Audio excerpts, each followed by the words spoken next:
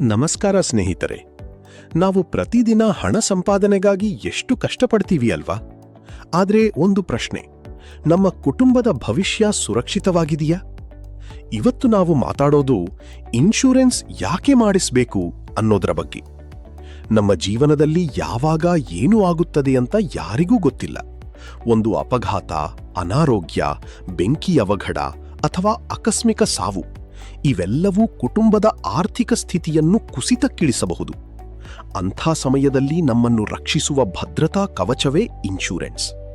ಉದಾಹರಣೆಗೆ, ಒಬ್ಬ ಮನೆಯ ಮುಖ್ಯ ಆದಾಯದ ವ್ಯಕ್ತಿಗೆ ಏನಾದರಾದರೆ ಅವರ ಕುಟುಂಬದ ಖರ್ಚು, ಮಕ್ಕಳ ಶಿಕ್ಷಣ, ಸಾಲದ ಹೊರೆ ಇವೆಲ್ಲವನ್ನೂ ಎದುರಿಸುವುದು ಕಷ್ಟವಾಗಬಹುದು. ಆದರೆ ಲೈಫ್ ಇನ್ಶೂರೆನ್ಸ್ ಇದ್ದರೆ ಕುಟುಂಬಕ್ಕೆ ಆರ್ಥಿಕ ಸಹಾಯ ಸಿಗುತ್ತದೆ. ಹಾಗೆ ಹೆಲ್ತ್ ಇನ್ಶೂರೆನ್ಸ್ ಇದ್ದರೆ ದೊಡ್ಡ ಆಸ್ಪತ್ರೆ ಖರ್ಚುಗಳನ್ನು ಸುಲಭವಾಗಿ ನಿಭಾಯಿಸಬಹುದು. ಇಂದಿನ ಕಾಲದಲ್ಲಿ ವೈದ್ಯಕೀಯ ವೆಚ್ಚ ತುಂಬಾ ಹೆಚ್ಚಾಗಿದೆ. ಒಂದು ಸಣ್ಣ ಶಸ್ತ್ರಚಿಕಿತ್ಸೆಗೂ ಲಕ್ಷಾಂತರ ರೂಪಾಯಿ ಬೇಕಾಗಬಹುದು. ವಾಹನ ಇನ್ಶೂರೆನ್ಸ್ ಕೂಡ ಮುಖ್ಯ. ಅಪಘಾತವಾದರೆ ವಾಹನದ ಹಾನಿ ಹಾಗೂ ಕಾನೂನು ಸಮಸ್ಯೆಗಳಿಂದ ರಕ್ಷಣೆ ಸಿಗುತ್ತದೆ. ಇನ್ಶೂರೆನ್ಸ್ ಅಂದರೆ ಖರ್ಚು ಅಲ್ಲ, ಅದು ಭವಿಷ್ಯಕ್ಕಾಗಿ ಮಾಡುವ ಹೂಡಿಕೆ ಮತ್ತು ಭದ್ರತೆ. ನಾವು ಮೊಬೈಲ್ಗೆ ಸ್ಕ್ರೀನ್ ಗಾರ್ಡ್, ಕವರ್ ಹಾಕುತ್ತೇವೆ, ಆದರೆ ನಮ್ಮ ಜೀವನ ಮತ್ತು ಕುಟುಂಬಕ್ಕೆ ರಕ್ಷಣೆ ಕೊಡಲು ಇನ್ಶೂರೆನ್ಸ್ ಮಾಡಿಸದೇ ಇದ್ದರೆ ಹೇಗೆ?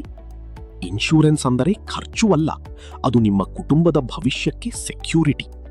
ಆದ್ದರಿಂದ ನಿಮ್ಮ ಆದಾಯಕ್ಕೆ ತಕ್ಕಂತೆ ಸರಿಯಾದ ಇನ್ಶೂರೆನ್ಸ್ ಆಯ್ಕೆ ಮಾಡಿ ನಿಮ್ಮ ಕುಟುಂಬದ ಭವಿಷ್ಯವನ್ನು ಸುರಕ್ಷಿತಗೊಳಿಸಿ. ಈ ವಿಡಿಯೋ ನಿಮಗೆ ಉಪಯೋಗವಾದರೆ ಲೈಕ್ ಮಾಡಿ, ಶೇರ್ ಮಾಡಿ.